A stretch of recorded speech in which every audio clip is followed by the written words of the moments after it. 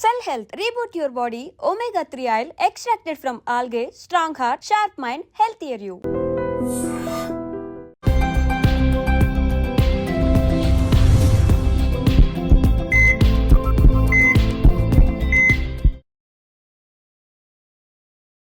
అందరికీ నమస్కారం. Welcome back to YT media. మన ఆయుర్వేదం ప్రోగ్రామ్‌కి అందరికీ స్వాగతం. సో, విటిలిగో ఈ సమస్యతో చాలామంది బాధపడుతూ ఉంటారు. అంటే వైట్ ప్యాచెస్‌లా ఉంటాయన్నమాట స్కిన్ మీద. మరి దీనికి ఆయుర్వేదంలో ఎలాంటి చక్కటి పరిష్కారం ఉంది? ఎలా మనం ఏదైనా మెడికేషన్ త్రూ లేదా ఏదైనా లేపనాలు గాని ఏం తీసుకుంటే దీని నుంచి బయటపడొచ్చు? అడిగి తెలుసుకుందాం. ప్రస్తుతం మనతో ఉన్నారు 35 ఏళ్లకు పైగా ఆయుర్వేద వైద్యాన్ని అందరికీ అందిస్తున్న చిట్టుపట్ల మధుసూదన్ శర్మ గారు. మాట్లాడేద్దాం. నమస్తే సార్. నమస్తే. సో, ఈ విటిలిగో దీనికి సంబంధించిన చికిత్స మన ఆయుర్వేదంలో ఏముంటుంది? ఒకవేళ మెడికేషన్ యూజ్ చేయాలంటే ఎన్నాళ్ళు ఇది యూజ్ చేయాల్సి ఉంటుంది?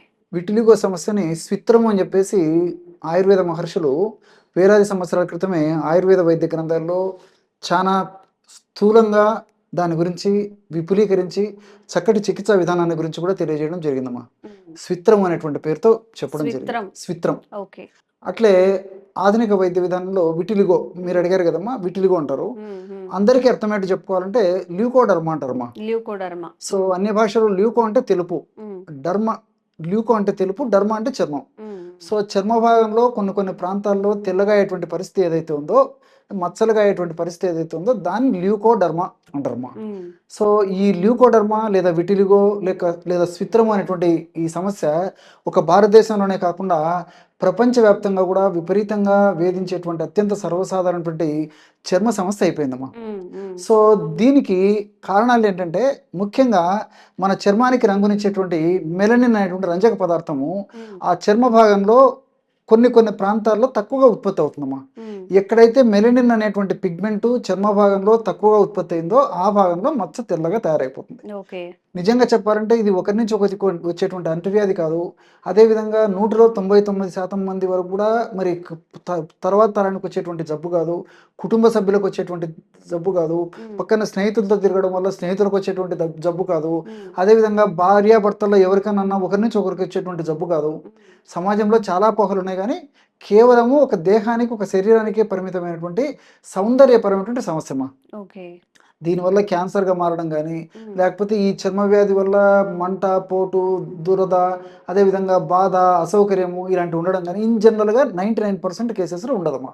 ప్రాబ్లం అయితే ఉండదు. ఇంకోటి ఏంటంటే వయస్సు నిమిత్తం లేకుండా, అదేవిధంగా లింగభేదం లేకుండా, అంటే స్త్రీ పురుష భేదం లేకుండా చిన్న వయసు నుంచి పెద్ద వయసు వరకు అందరికీ రావచ్చమ్మా. సో తల నుంచి కాళ్ళ వరకు ఎక్కడైనా రావచ్చు. మొట్టమొదట ఒక తెల్ల మచ్చలాగా మొదలైపోతుంది. ఆ మచ్చ క్రమక్రమంగా పెరగవచ్చు, లేకపోతే ఆ మచ్చ అలాగే ఉండేసి మిగతా భాగాల్లో తెల్ల మచ్చలు రావచ్చు. ఆ తెల్ల మచ్చలు కూడా కొంతమందిలో కొన్నాళ్ళ పాటు అలాగే ఉంటే కొంతమందిలో మాత్రం కొన్నాళ్ళు అలాగే ఉండేసేసి క్రమంగా పెరిగిపోయేసి మరీ పెద్దగా తయారైపోతుంటాయమ్మా. ఇది జనరల్గా ఈ యొక్క వ్యాధిలో ఉన్నటువంటి లక్షణాలు. సో దీనికి సంబంధించి ఒక భారతదేశంలోనే కాకుండా ప్రపంచవ్యాప్తంగా కూడా విపరీతమైన పరిశోధనలు జరుగుతున్నాయమ్మా.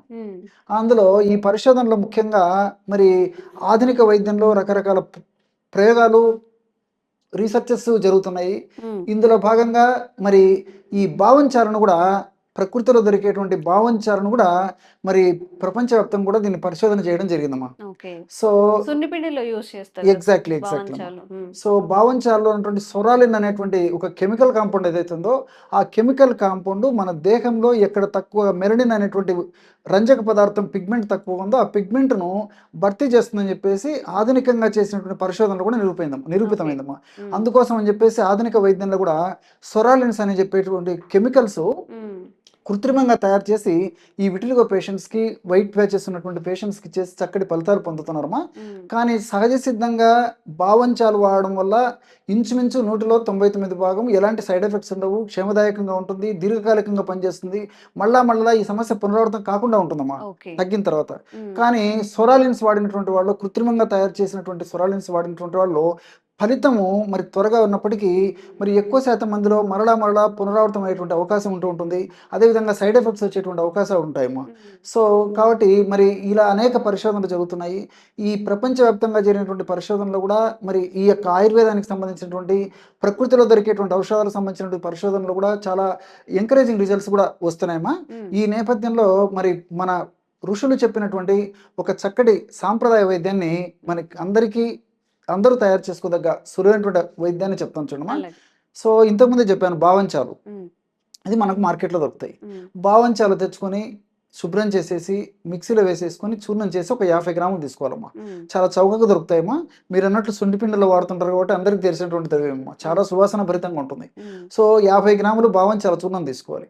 అట్లే తులసాకుల పొడి, ఉమ్, సో తులసాకులు నీడలు ఆరబెట్టేసేసి పౌడర్గా తయారు చేసుకుని ఆ తులసాకుల పొడి ఒక 50 గ్రాములు తీసుకోవాలి. ఉమ్, అట్లే నల్ల జీలకర్ర కూడా మార్కెట్లో దొరుకుతుందమ్మా. ఉమ్, తెచ్చుకొని శుభ్రం చేసేసి కాస్త వేయించేసేసి పౌడర్ లాగా తయారు చేసుకుని ఒక 25 గ్రామ్స్ నల్ల జీలకర్ర పొడి తీసుకోవాలి. ఓకే. బావంచాల పొడి 50 గ్రాములు, ఉమ్, అదేవిధంగా తులసాకు పొడి 50 గ్రాములు, నల్ల జీలకర్ర పొడి 25 గ్రాములు. ఉమ్, సో ఈ 3 పదార్థాలు కలపడం వల్ల 125 గ్రాముల ఔషధం రెడీ అయిపోయింది. ఇదంతా బాగా కలిపేసి ఒక గాజు సీసాలో నిల్వ ఉంచుకొని రోజు ఉదయం ఒక్కసారి సాయంత్రం ఒక్కసారి ఒక పావు చెంచా, ఉమ్, అంటే ఇంచుమించు ఒక 2.5 గ్రామ్స్ అమ్మా, 2.5 గ్రామ్స్ కూడా లేదమ్మా, జస్ట్ ఒక గ్రామ్ 1.5 గ్రామ్ సరిపోతుంది. సో 1 గ్రామ్ పౌడర్ లేదా మ్యాక్సిమం 2 గ్రామ్స్ వరకు వాడుకోవచ్చు, ఓకే. అంతకంటే అవసరం ఉండదమ్మా. ఉమ్, ఉమ్, సో 1 నుంచి 2 గ్రాముల పొడి ఒక పావు గ్లాస్ నీళ్ళలో కలిపేసి సేవిస్తున్నారు. లేకపోతే అదే పొడిని తేనె వాడదగినటువంటి వాళ్ళు ఉంటే తేనెతో కలిపేసి కూడా తీసుకోవచ్చు. ఉమ్, ఈ పద్ధతిలో ఈ యొక్క ఔషధాన్ని వాడుకోవడం వల్ల ఈ చర్మంలో ఏ భాగంలో అయితే మెలనిన్ అనేటువంటి చర్మానికి రంగునిచ్చేటువంటి పదార్థం తగ్గిపోయిందో ఆ యొక్క పదార్థాన్ని పునరుత్పత్తి చేసేందుకు ఈ యొక్క ఔషధాలన్నీ ఉపయోగపడతాయి. ఓకే. అట్లే ఇదే ఔషధాన్ని పైపూత మందుగా కూడా వాడుకోవచ్చు. ఉమ్, ఉమ్, ఇప్పుడు నేను చెప్పినటువంటి పౌడర్ని కాస్త పౌడర్ తీసుకొని దీన్ని కాస్త ఆవాల నూనెతో కలిపేసేసి కానీ లేకపోతే నువ్వుల నూనెతో కలిపి కానీ వేప నూనెతో కలిపి కానీ కాస్త రంగురించేసేసి ఉమ్, తెల్ల మచ్చలు ఎక్కడున్నాయో వైట్ ప్యాచెస్ ఎక్కడున్నాయో ఆ భాగంలో అప్లై చేసి ఉదయం పూట లేలేత సూర్యకిరణాల ఎదురుగా ఆ యొక్క చర్మాన్ని ఎక్స్పోజ్ చేస్తే సరిపోతుందమ్మా. ఉమ్, ఒక 5 నిమిషాలు 10 నిమిషాలు ఓకే. ఈ విధంగా చేయడం వల్ల ఫలితాలు మరింత త్వరగా వచ్చేదానికి అవకాశం ఉంటుంటుందమ్మా. ఉమ్, మనం ఆధునికంగా ఆలోచించినప్పటికీ బావంచాల్లో నేను ఇంతకుముందే చెప్పినట్లు సొరాడిన్ అనేటువంటి కాంపౌండ్స్ మెలనిన్ ఉత్పత్తికి పెంచుతాయని చెప్పాను. ఉమ్, అదేవిధంగా తులసిలో ఈ యూజినాలు, అదేవిధంగా రోజ్మానిక్ యాసిడ్, ఎపిజినిన్ అనేటువంటి రసాయన పదార్థాలు ఉంటాయమ్మా. సో ఈ పదార్థాల గుణం ఏంటంటే ఇన్ఫ్లమేషన్ అనేటువంటి ప్రక్రియ ఎక్కడైనా జరుగుతుంటే ఇన్ఫ్లమేషన్ ప్రక్రియను తగ్గిస్తాయి.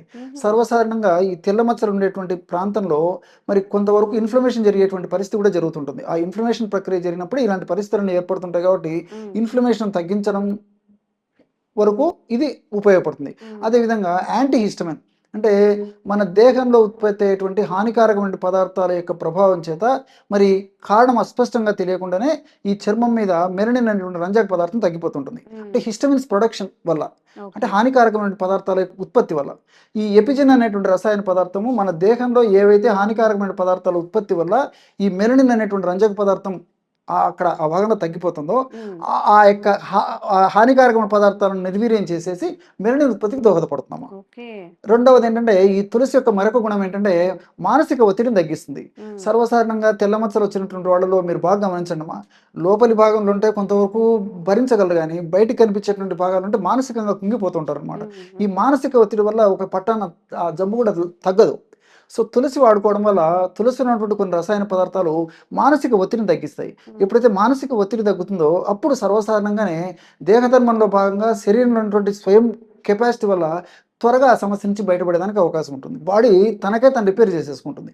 అట్లే నల్ల జీలకర్ర కూడా ఐసోక్వినాలు, పొటాషియం ఇలాంటి రసాయన పదార్థాలు ఉన్నాయమ్మా. ఇవన్నీ కూడా ప్రత్యక్షంగా పరోక్షంగా ఈ మెలనిన్ ఉత్పత్తికి దోహదపడతాయి. మరి ఈ పదార్థాలన్నీ కలిపి మనం ఔషధంగా వాడుకుంటున్నాం కాబట్టి మరి ఈ పదార్థాల యొక్క ప్రభావం చేత త్వరగా ఆ యొక్క విటిలిగో సమస్య నుంచి బయటపడవచ్చు. అంతేకాకుండా మరి మరలా సమస్య పునరావృతం కాకుండా కూడా దీర్ఘకాలం పాటు ఇందులో ఉన్నటువంటి ఔషధ గుణాలు, ఔషధ తత్వాలు, రసాయన గుణాలన్నీ కూడా దేహంలో ఉంటూ సదా కాపాడుతూ సదా రక్షిస్తూ ఉంటాయమ్మా.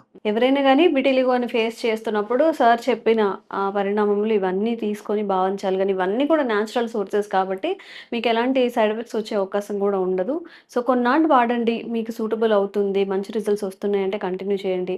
ఈ వీడియో ఎవరికి ఉపయోగపడుతుంది అని మీరు అనుకుంటున్నారు వాళ్ళకి ఫార్వర్డ్ చేయండి. ఇంకెలాంటి ఆరోగ్య సమస్యలు ఉన్నా కామెంట్ చేయండి, తప్పకుండా వీడియో చేసే ప్రయత్నం చేస్తాం. Thank you sir.